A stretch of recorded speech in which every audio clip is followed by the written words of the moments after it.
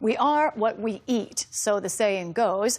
That age-old wisdom is behind the emergence of a new field in medicine. Ali Rogan brings us this report at the intersection of arts and health as part of our Canvas series. Today we are going to be cutting a whole bunch of things. In this professional-grade kitchen, class is in session, but it's not culinary school. And these students aren't chefs in training. In fact, some say they hardly cook at all. We have a few squashes. This is a spaghetti squash. They are third and fourth year medical students taking the culinary medicine elective at George Washington University.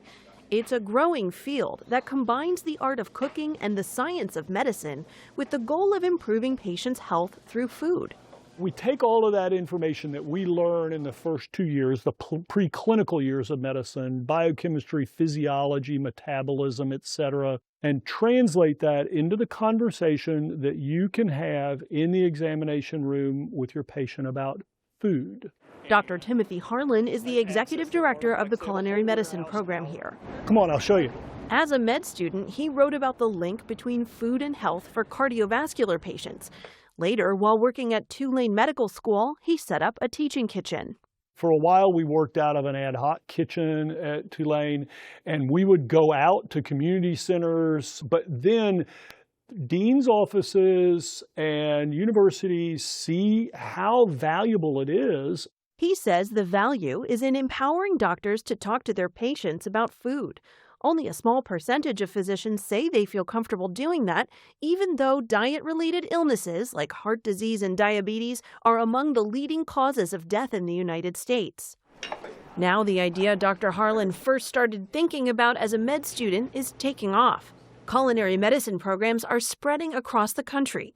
There are more than 60 medical schools, residency programs, and nursing schools adopting Harlan's Health Meets Food curriculum. He believes it's essential, especially as there's a growing recognition that the tools for fighting and preventing disease are not always found in the medicine cabinet. Pharmaceuticals, medical devices, surgery, interventions are phenomenal, absolutely phenomenal.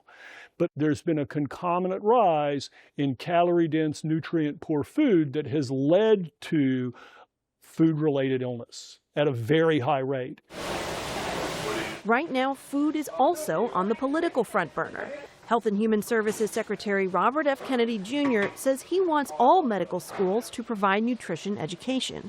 We can reverse the chronic disease epidemic simply by changing our diets and lifestyles.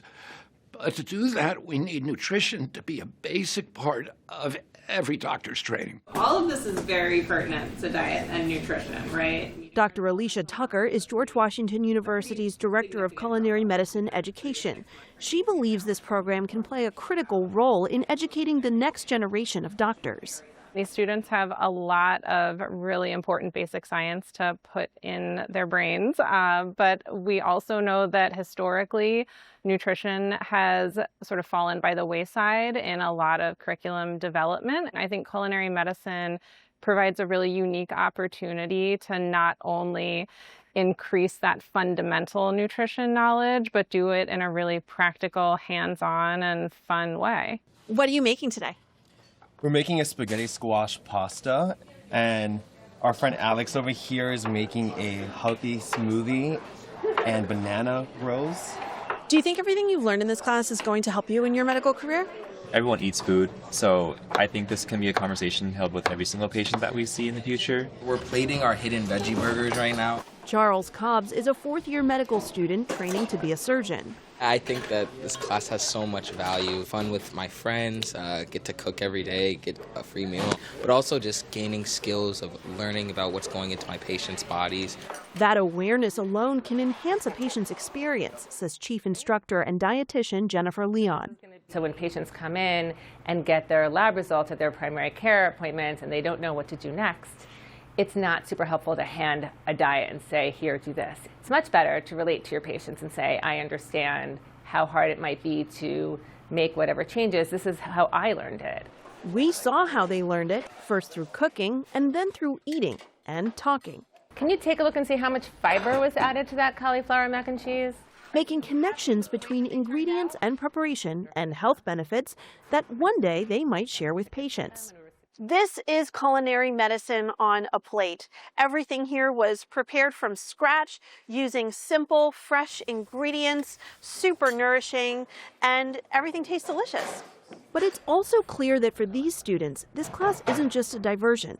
It's a chance to think differently about their chosen profession. In medicine, of course, you can prescribe so many different things, but there's so much that goes into someone's health that is outside of the hospital. And so as a doctor, understanding what people are putting into their bodies and how it can affect their health just makes you a much more well-rounded physician. I think that's something that I really aspire to be. So yeah, a lot of value in this class, that's for sure. Because the cure to what ails us isn't always found in the hospital.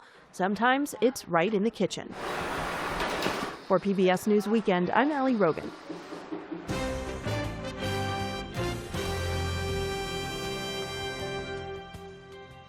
Wait just a second, we have one more thing to share. We want to say a heartfelt thank you for watching and supporting PBS News. Without you, we simply wouldn't be able to provide the news and the information that you trust. So thank you from everybody here at PBS News.